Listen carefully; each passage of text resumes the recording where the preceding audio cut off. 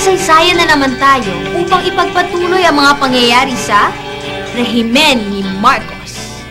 Masalimuot ang umpisa ng dekada 70.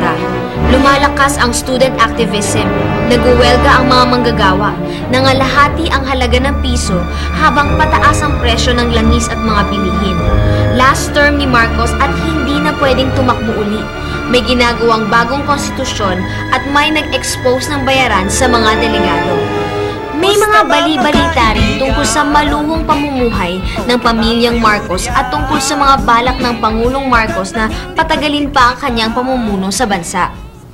Hating gabi ng September 23, 1972, tahimik na kumalat ang mga sundalong militar sa buong Metro Manila. Sa loob ng 2 oras, 8,000 tao ang kanilang inaresto.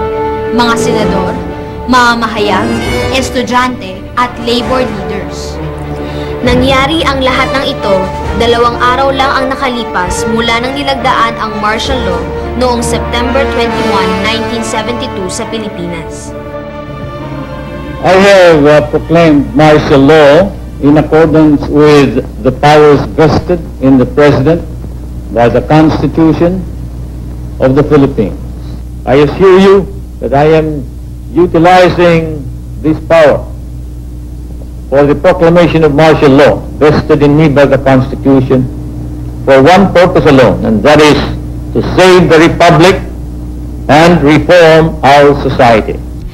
Ipinakulong ni Marcos ang sino mang kumontra sa kanyang pagdeklara ng martial law. Nilusob din ng mga sundalo ang mga opisina ng pahayagan, radyo at telebisyon. Pagkagising ng mamamayang Pilipino sa umaga, wala nang mabasang dyaryo, mapakinggan sa radyo, at mapanood sa telebisyon. Yung pinakamalaking broadsheet yung Manila Times. Pagkatapos noon yung Taliba. Tapos, noon malaki ang Chronicle, malaki din ang Herald.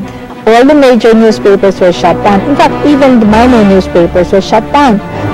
After a few weeks, nag-umpisang lumabas uli yung mga Daily Express first of all. Tapos yung mga diyan ang mga may-ari ay malapit o pinapayag na sumunod sa kagustuhan ni Marcos. Mayroon ding isang Ministry of Public Information na siyang nagpapatupad ng mga iba't ibang mga decrees o batas na sariling gawa ni Marcos para kontrolin ang media. Naroon yung military censorship ng umpisa na kailangan lahat ng mga materyales na pinapublish o pinapakita sa television ay kailangan tingnan muna ng mga censors ng militar. Ang martial law di kami nasa karsada noon. Hinihintay namin ng mga senador, nasa Plaza Miranda kami. Kahintay namin, walang dumarating at naubusan ako ng sasabihan. Sabi, habaan mo pa. Kasama namin sila Edicio de la Torre, tsaka sila Romy Capulong. Habaan pa raw namin, habaan. Yung pala, naaresto na pala sila Ninoy at sinara na pala ang Kongreso. At noon walang radyo. Buksan mo lahat ng radyo, stasyon ng radyo, wala kang madinig.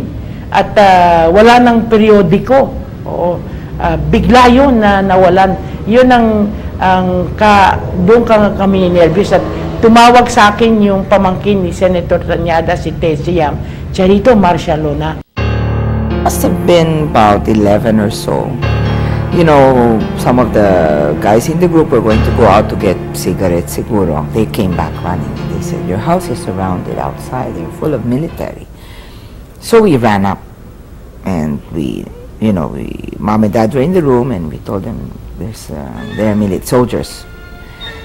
What they did was they went to their bathroom and peeped because from their bathroom on the second floor they could look down the street and they saw.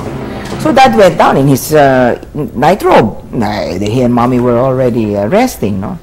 And the soldier said, "Well, sir, we are inviting." That was the Marcos way of putting you in jail. It was an invitation one could not refuse. So, being the lawyer that he was, Dad said, "Okay, where's the warrant?" Of course, no warrant. It was just an invitation to the camp. Mom had to go to a neighbor's house to use the phone because our phone had been cut. And when we checked, Mommy called up, I think also called up Chino Roses, Cito Chino, and he had also been taken.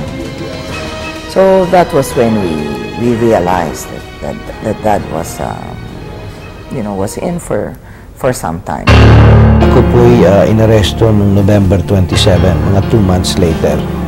Sila po nag-round up ng mga 17,000 na tawag dun political prisoners sapagkat hindi naman sila kinasuhan, hindi naman sila binigyan ng charge sheet, pero tinampot lang sila at tinago sila sa Camp Crame, Camp Aguinaldo at Camp Fort Bonifacio at iba't ibang kampo dito sa buong Pilipinas, no?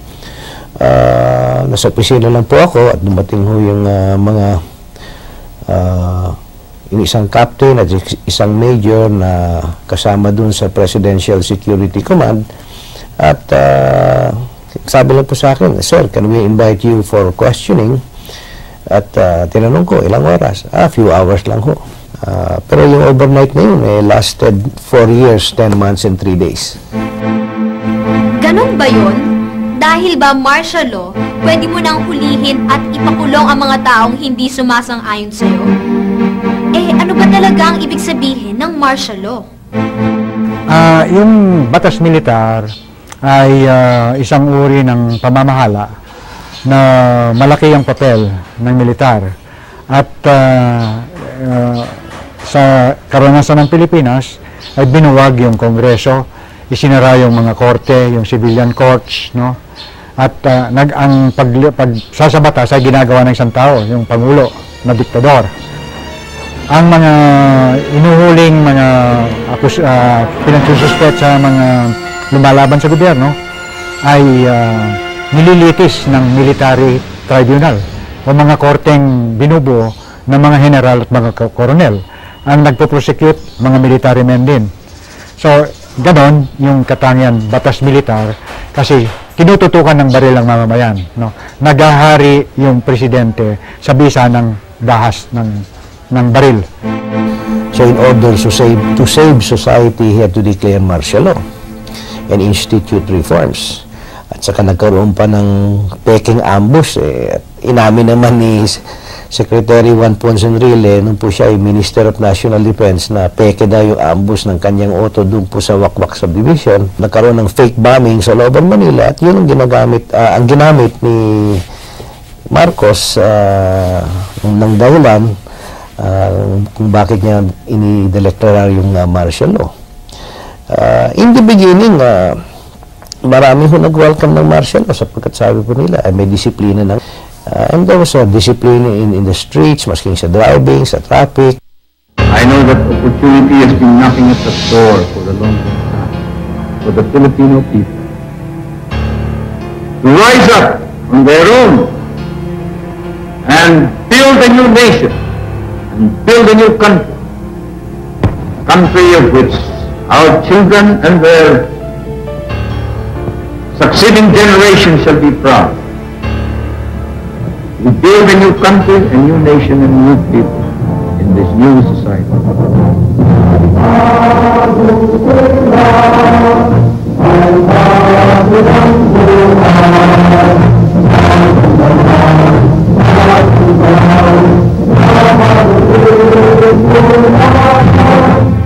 Mayroong hukbong militar ang bawat bansa upang pagsilbihan at pagtanggol ang mamamayan. Subalit sa panahon ng martial law, mas may kapangyarihan ang militar sa mga sibilyang mamamayan.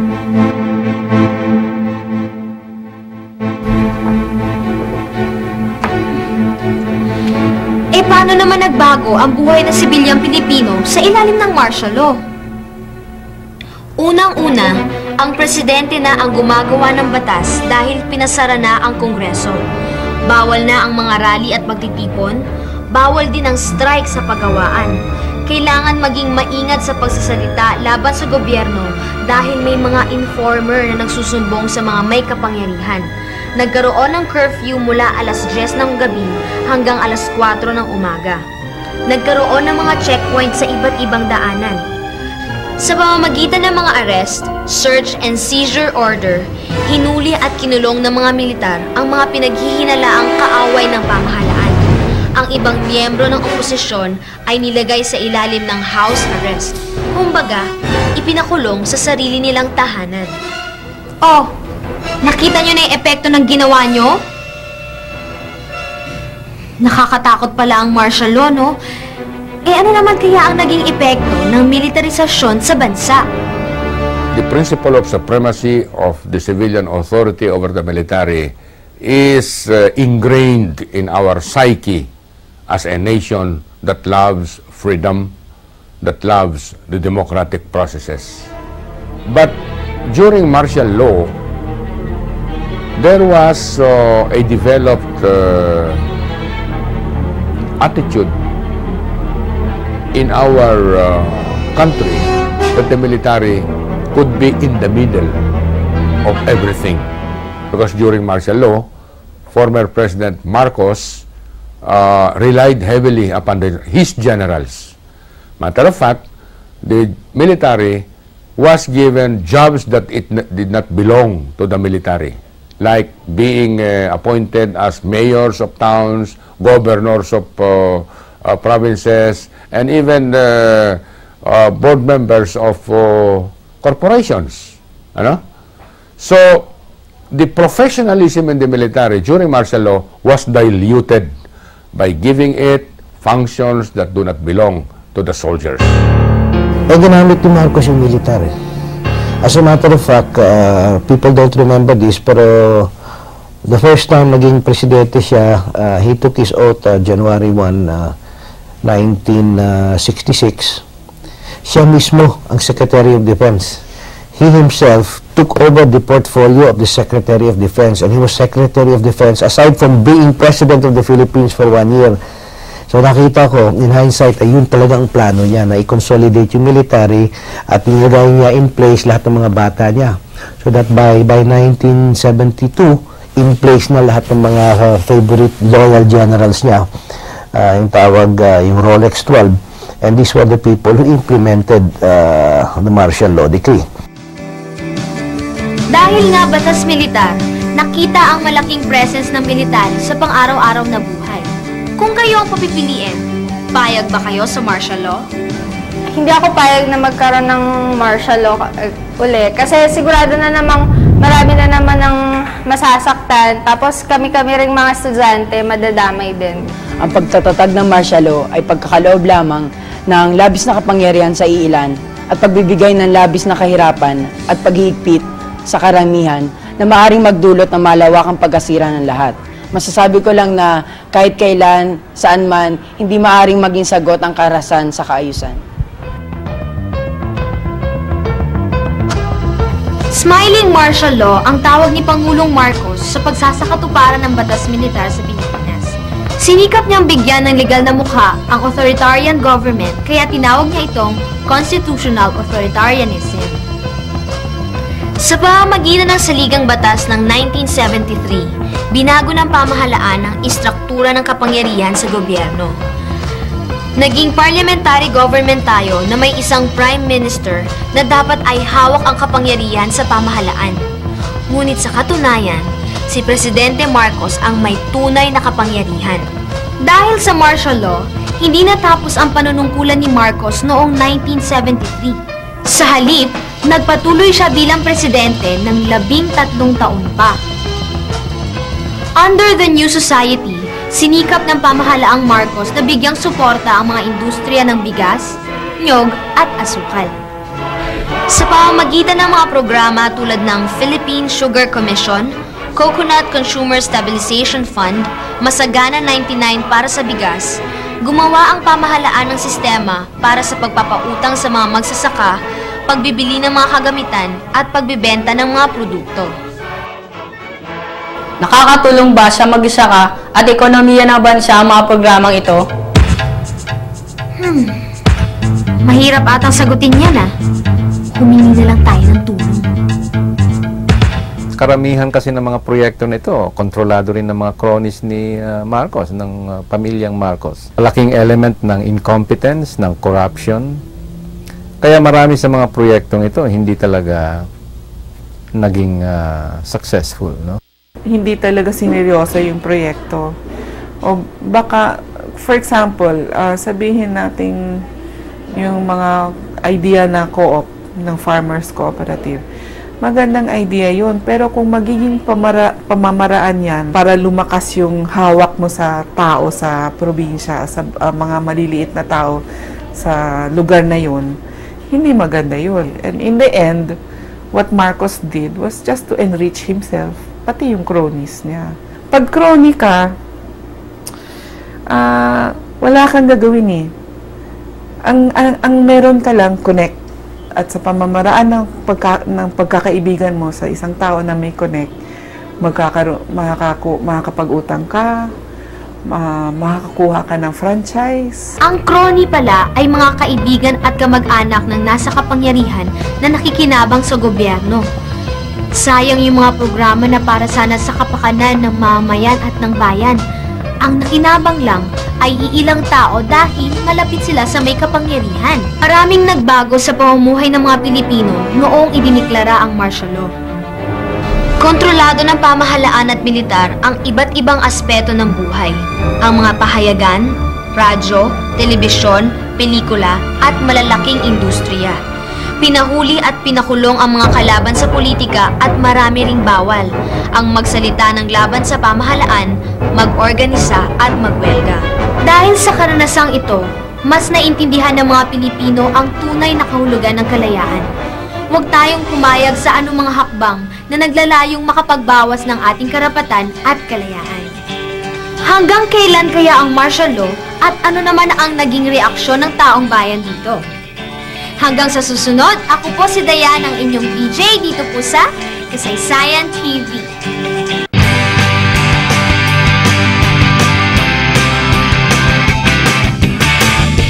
Kabataan tayo na, sama-sama tayong magbalik tanaw sa nakalipas, ipinunla ng mga nauna sa atin ay ating pagyamanin